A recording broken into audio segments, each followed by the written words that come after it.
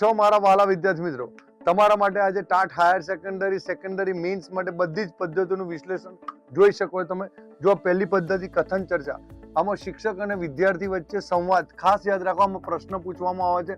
શિક્ષક જરૂર પડે ત્યારે હેતુ કથનનો ઉપયોગ કરે છે. શ્રવણ, અર્થગ્રહણ, અભિવ્યક્તિ, આગમન નિગમન, ઉદાહરણ દ્વારા નિયમ, નિયમ દ્વારા ઉદાહરણ. આ ખાસ યાદ રાખજો. જેના પરથી મૂર્ત પરથી અમૂર્ત, જ્ઞાત પરથી અજ્ઞાત, આ સૂત્રો યાદ રાખવાના, ખાસ યાદ રાખજો. પૃથક્કરણ સંશ્લેષણ, પૃથક્કરણ સંશ્લેષણ ખાસ યાદ રાખજો.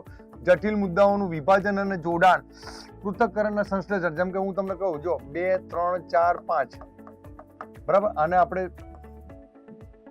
2345 પણ કહી શકીએ. આ એક ઉદાહરણ આપું છું ખાલી સમજવા માટે.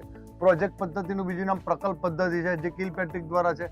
પ્રવૃત્તિ દ્વારા જ્ઞાન, કુદરતી વાતાવરણમાં થતું સંશોધન એવું પણ કહી શકો. સમસ્યા ઉકેલ પદ્ધતિ, આ વિદ્યાર્થી કેન્દ્રિત પદ્ધતિ. વિદ્યાર્થી જાતે તાર્કિક ચિંતન દ્વારા સમસ્યા ઉકેલ લાવે છે. ડન. સંવાદ પદ્ધતિ, સંવાદ પદ્ધતિ વિચાર વિનિમય પદ્ધતિ. શિક્ષક અને વિદ્યાર્થીનો સંવાદ, એમાંથી પ્રશ્નોત્તરી પણ આવે, એમાંથી જિજ્ઞાસા, વિદ્યાર્થીઓનો જે વિષય વસ્તુ પર જે પકડ છે એનો પણ ખ્યાલ આ પદ્ધતિ દ્વારા આવે છે. સમસ્યા ઉકેલ પદ્ધતિ, હ્યુરિસ્ટિક પદ્ધતિ, એનું બીજું નામ અન્વેષણ પણ છે, અને એ ગ્રીક ભાષા પરથી ઉતરી આવેલો શબ્દ છે. આર્મસ્ટ્રોંગ એના શોધક છે. ગૃહ કાર્ય પદ્ધતિ ખાસ યાદ રાખજો. વિદ્યાર્થીને જે ગૃહ કાર્ય આપવામાં આવે છે, પણ સ્વાધ્યાય અલગ છે. સ્વાધ્યાય એટલે વિદ્યાર્થી સ્વ અધ્યયન કરે છે, આ યાદ રાખજો. બંને અલગ વસ્તુ છે, ખાસ સમજવાનું. નિદર્શન ને પ્રદર્શન.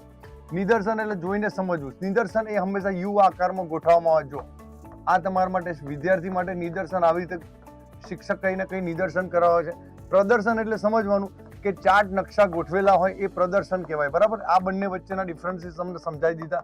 અને આ સ્વાધ્યાય પદ્ધતિ મેં અહીં તમને વાત કરી એ પ્રમાણે સ્વ અધ્યયન અને ચિંતન. વિદ્યાર્થી સ્વ અધ્યયન અને ચિંતન દ્વારા શીખે છે. તો વિદ્યાર્થી મિત્રો, દરેક વિષય માટે એક જ સ્ક્રીનની અંદર તમને બધી જ માહિતી આપવામાં આવી છે. એનું વિવરણ પણ સરસ છે.